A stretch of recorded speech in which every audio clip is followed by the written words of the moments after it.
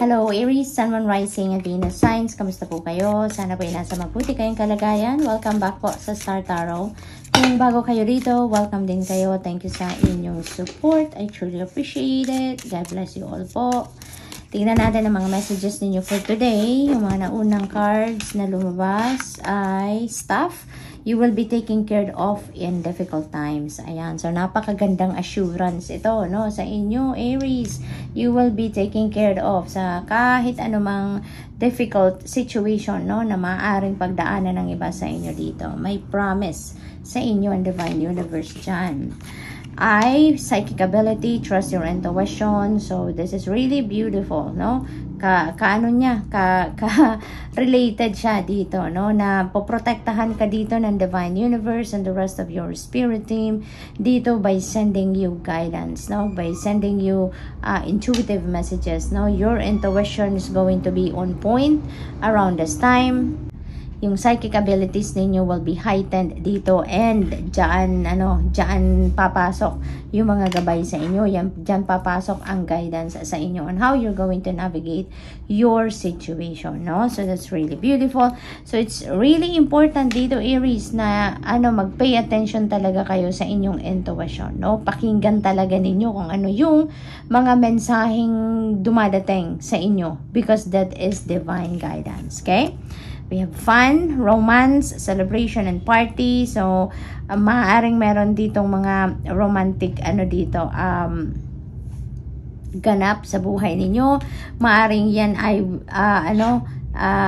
celebration siguro ninyo ng inyong person, no? Maaaring celebration of love yan, maaaring anniversary ninyo, mga ganon. Or, it could be a new romantic, relationship na maaaring mabuo dito between you and another person, no? If you are single. So, maaaring may ganong ganap dito for some of you.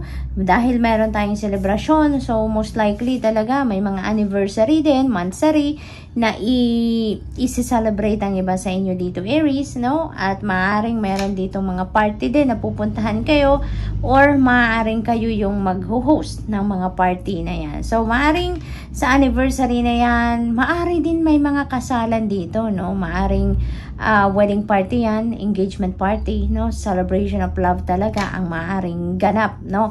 For some of you dito, Aries. We have boot.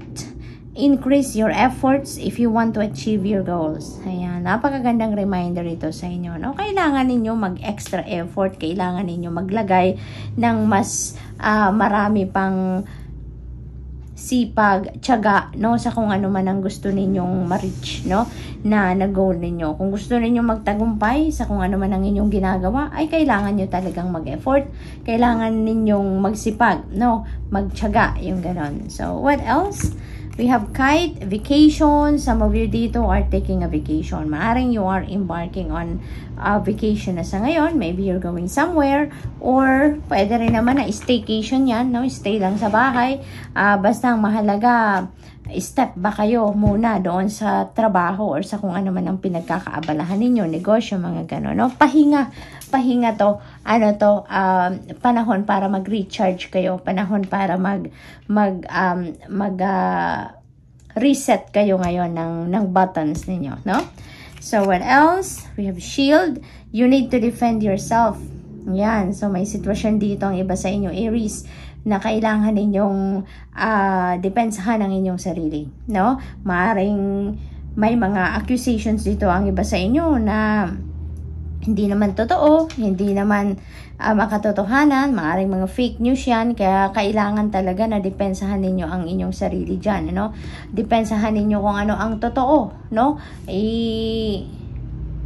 Prove them wrong, kung ano man ang sinasabi nila sa inyo, yung ganon.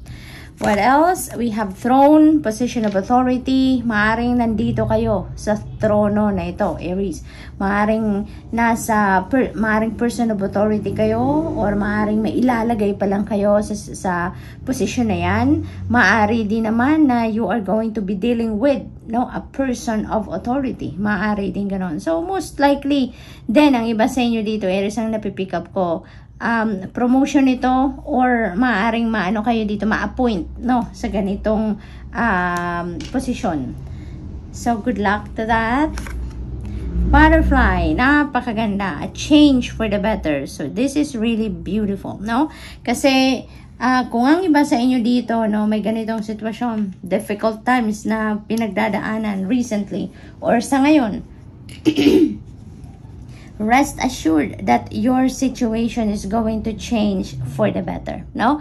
Mag-i-improve ang inyong sitwasyon, gaganda, maayos ang lahat, you will be overcoming that difficult situation na, no? That difficult times will be behind you na, no? At magiging maayos na ang lahat. Yan ang pagbabagong magaganap, no? Sa buhay ninyo, Aries. What else? We have happiness, magiging masaya na kayo, no? Happiness ang babalot sa inyo dito, magiging masusolve na mga problema, magkakaroon na ng resolution kung meron man kayong mga hindi pagkakaintindihan with another person, yung mga ganon. So, parang malilinis na ang daan dito ninyo, Aries, no? Magiging planchado na ang lahat, magiging clear na ang path ninyo, and mababalot na lang kayo ng kasiyahan dahil everything is going to fall into its right place na, kung baga. So, tignan natin kung ano ang final message ninyo. Final message ni Aries. Some days, it's more difficult to find something positive. Keep looking, it's there, no? Nandyan lang yan. Minsan, no-overlook lang natin, or minsan, focus lang tayo sa kung ano lang ang nasa isip natin, kung ano lang yung idea natin, you know? But sometimes, we need to take a look, no, sa paligid natin. Dahil, minsan, nandyan lang yan sa tabi, pero hindi natin nakikita. So, we just have to keep an open mind, no? At saka yung isip natin, ang mata natin, buksan din natin. Ang tenga natin, buksan natin, no? So, good luck, Aries. That's all I have for you for today. Thank you for watching. Love and light. Namaste. Hello, Leo, Sun, Moon, Rising, and Venus signs. Kamusta po kayo? Sana po nasa mabuti kayong kalagayan. Welcome back po sa Star Tarot. Kung bago kayo rito, welcome din kayo. Thank you sa inyong support. I truly appreciate it. God bless you all. Tignan natin ang mga messages ninyo for today, Leo. We have the energy of the elephant, a long journey, either physical or mental, will leave you wiser at the end. Ayan. So, journey, ang ganap ni Leo ngayon, whether physical or mental, depende sa inyong sitwasyon. For others of you, talagang may travel dito na involved, no? Yung literal na travel, magbabiyahe, maaaring you're going somewhere na malayo kasi long journey, no? So, maaaring international travel ito, maaari din na domestic, pero malayo pa rin sa kung saan kayo manggagaling, maaaring ganon. This could also be mental travel for some of you, malayo ang iniisip, no?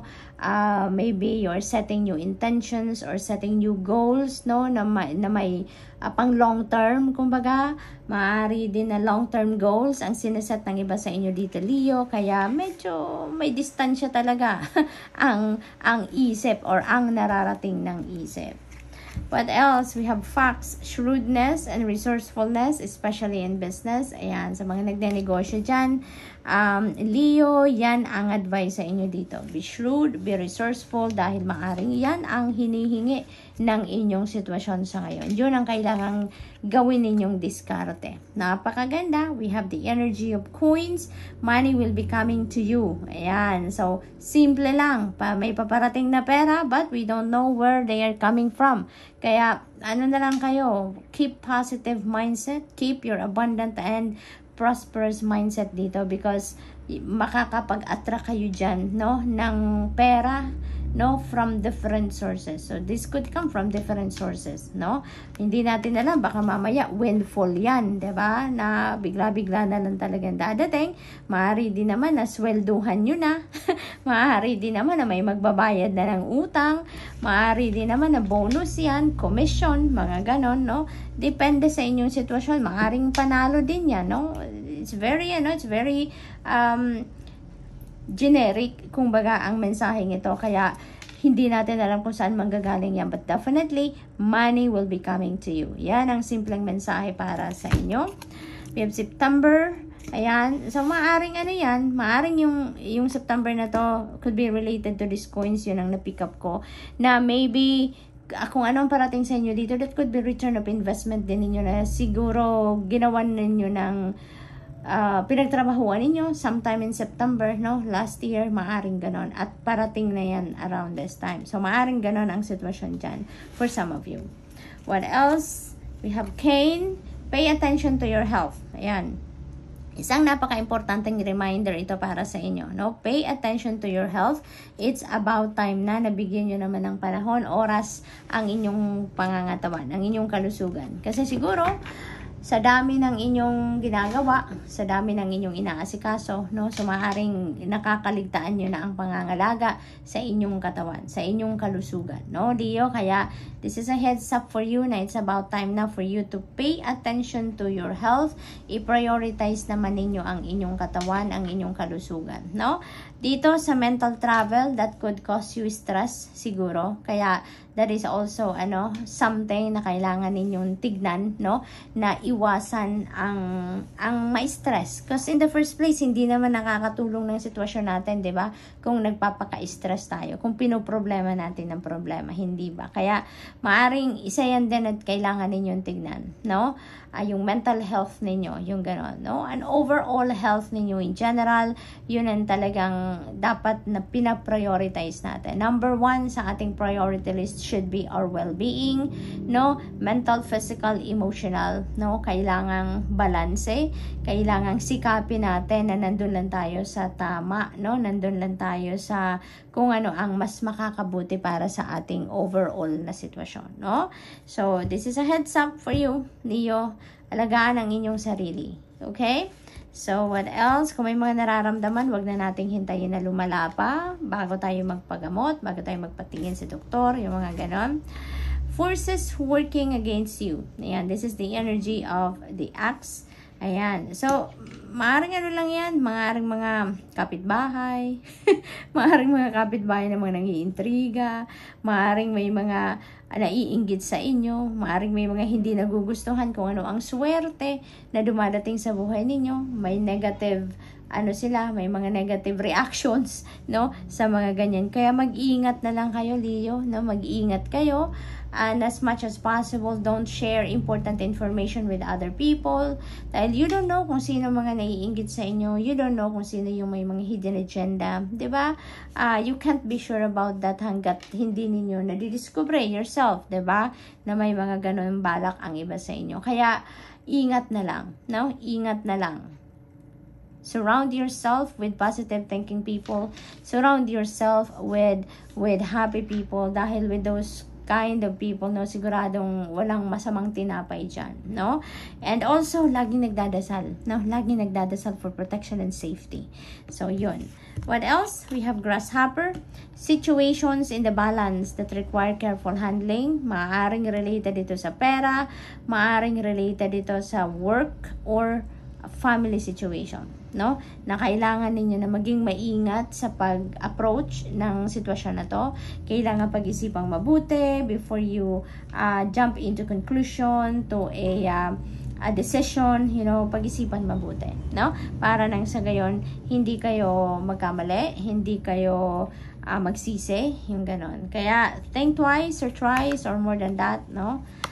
What else? We have caterpillar. Things will not always be this way. A change is coming. Yeah. So, looks like this is a beautiful change. This is a beautiful change na mag-unfold sa buhay ninyo. And that is very exciting. Kasi, maaaring pagbabago yan na talagang eto na yung makakahinga na kayo ng maluwag. Yung ganon, maaaring pagbabago yan pagdating sa financial landscape ninyo, no? So, that is something na makakaginhawa na kayo. Makakaramdam na kayo ng improvement pagdating sa pagmamanage ng inyong kaperahan dahil maaaring makaluwag-luwag na kayo dito, no? Yan ang napipick up ko dyan. We have carrot, opportunity or windfall. Look at that. So, na-mention ko kanina na maaaring windfall ito na perang parating sa inyo. And we have the windfall energy. So, most likely, Leo, meron talagang dadating na pera. Perang hindi ninyo pagsisikapan, pagtatrabahuan, that could be a gift, inheritance, mga ganon, panalo, no, sa game of chance, maaring mga ganon. So, this could be an opportunity that will bring you financial success. This could be an opportunity that will bring forth prosperity and abundance sa buhay ninyo, no, Leo? So this is really a beautiful energy. So good luck, and tingnan natin kung ano ang inyong final message. Final message ni Leo. Let music lift you up and fill your heart with joy. Ayan. So maaring ang musika, no, talagang ano yan para sa inyo, nakakapagpa-uplift ng nararamdaman ninyo, nakaka-inspire sa inyo, gumagaan ang inyong pakiramdam. Kaya iniimbitahan kayo dito na i-allow ninyo ang musika, no, na i-lift up muli ang nararamdaman ninyo, ang puso ninyo, no, yung ganon. Kaya good luck, Leo. That's all I have for you for today. Thank you for watching. Love and light. Namaste. Hello, Sagittarius, Sun, Rising, and Venus signs. Kamusta po kayo? Sana po nasa mabuti kayong kalagayan. Welcome back po sa Star Tarot. Kung bago kayo rito, welcome din kayo. Thank you sa inyong support. I truly appreciate it. God bless you all. Tignan natin ang mga messages ninyo for today. Sag. O na mensahe ninyo ay not. Ayan, unsuccessful plans. Ayan, Sag, meron siguro mga plano kayo dito ngayon na hindi magka-come to fruition. Hindi yan mangyayari, maaaring ganun, ano? Hindi according to what you want, no? So, siguro ang resulta ng mga planong ito. But that's fine, no? Sagittarius, that's fine. Ibig sabihin that is not for your highest good. Hindi yan ang makakabuti para sa inyo. That's why it's being denied of you, no? God is denying that sa'yo na kung ano man ang plano ninyo. It's because hindi yan ang para sa'yo, hindi yan ang makakabuti para sa inyo. That is not the best, no? Na pangyayari sa buhay ninyo sa ngayon. Kaya i-deny ka dyan, no? And sometimes, no, yung denial sa atin ng Divine Universe, diba? Ng kung ano mga gusto nating mangyari sa buhay natin, it's a sign of protection, no? It's God protecting us in a way, kaya hindi yan binibigay sa atin, no? And lagi-lagi naman, di ba? Ang binibigay sa atin ng Divine Universe is kung ano ang best para sa atin. So, there must be something way better than that, no? Kaya maghintay ka lang, no? Mangyayari at mangyayari kung ano ang para sa'yo, dadating at dadating kung ano ang mas makakabuti para sa iyo. There's something that God is brewing for you, no? Laging ganon. Kapag meron dininay sa atin, there is something better na parating. Kaya doon na lang kayo maghintay, okay? So, your next message is mountain. Ayan, major challenge to overcome. So, maaring yung challenge na yan is this one, no? Medyo siguro hindi ninyo yan ma-accept ng bukal sa loob ninyo. Maaring may mga pagsisisi dyan, may mga ganun. So, that could be the challenge, no? That you need to overcome. So, kapit ka lang, Sagittarius. Keep the positive mindset.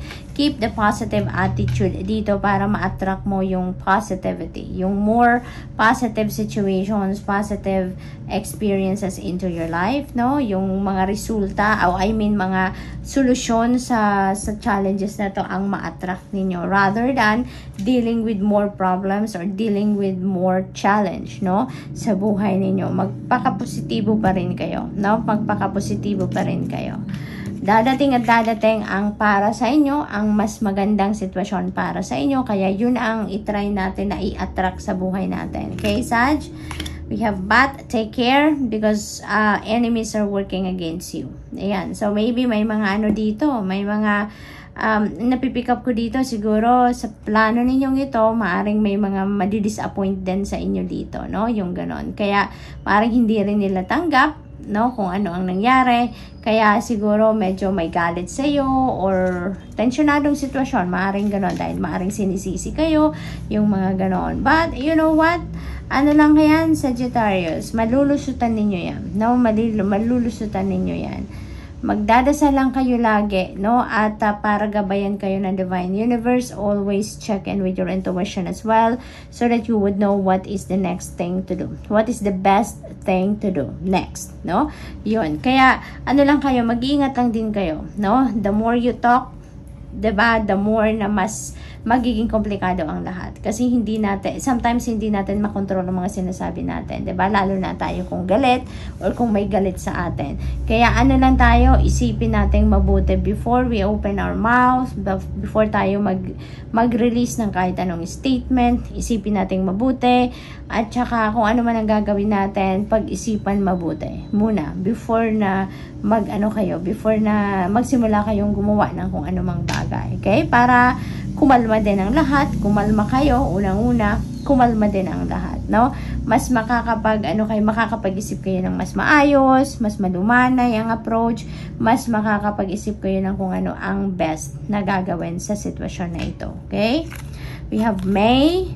Ayan, so yung May na to, May 2023 is past, so this could be May 2024. Ang iba sa inyo dito siguro may mga plans, no, na siguro gagawin ninyo around May, sisimulan ninyo around May, or that could be plans, no, or meron kayong mga ideas na gusto ninyong simulan na sa ngayon, and you are expecting that to come to fruition around May. Maaring ganun din ang sitwasyon dyan, so good luck po.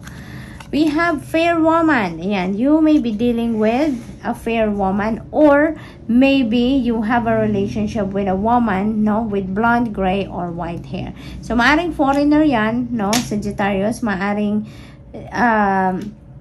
nililigawan nyo yan, maaring asawa nyo yan, maaring boss ninyo yan sa trabaho, or maaring kaibigan ninyo. This could be anyone sa buhay ninyo, depende sa inyong sitwasyon. And maybe si fair woman, this could be someone na maaring siya yung subject, no, ng pinoproblema ninyo sa ngayon. Maari din ganun ang ganap, no? Maaring yung relationship ninyo with this fair woman, siguro yun ang challenge ninyo. That is also possible, no? So, depende sa inyong sitwasyon. What else? We have bird flying. News is on the way. Ang napipick up ko dito, this is good news, no? This is good news. This could be news regarding dito sa mga sitwasyon na ito, no? And including this fair woman. So, maaring ganun yan ang ganap dyan. Maaring yan ay matagal na ninyong hinihintay na balita. Ang napipick up ko dyan, that is a good news. Kaya, hopefully talaga, no? Magandang balita yan na dumating sa inyo, na maaring balita yan on how you are going to, to solve, kumbaga, these challenges na pinagdadaanan ninyo sa buhay. Of course, this is not going to resonate with everyone, so just take as it resonates po, okay? We have the energy of the leg, stepping into a new experience. This is a new beginning energy. So, merong bagong sitwasyon dito na papasukin kayo, Sagittarius. This is a new chapter in your life, or this could be a new phase in your life that you're going to step in, ano? So, maaring, maaring that is the other side of these unsuccessful plans. Maaring masusolusyonan nyo na, or malalampasan nyo na mga challenge na to, and you're going to start fresh, no? So, this is it. Now, you're going to step into a new experience na, no? Dahil bagong sitwasyon na yan, maaring malalampasan nyo na to, na-solve nyo ng problema na yan, so you're on to the next chapter sa buhay ninyo, no? So, good luck to that. We have feather. Someone you know is undependable and insincere. Ayan. So, maaring ito is this fair woman, no? For some of you Sagittarius, that is also possible. Or, maaring yung mga tao ito is this one, no? That are, yung hindi nagugustuhan kung anong mga ganap sa buhay ninyo. Hindi nagugustuhan ang mga successes ninyo.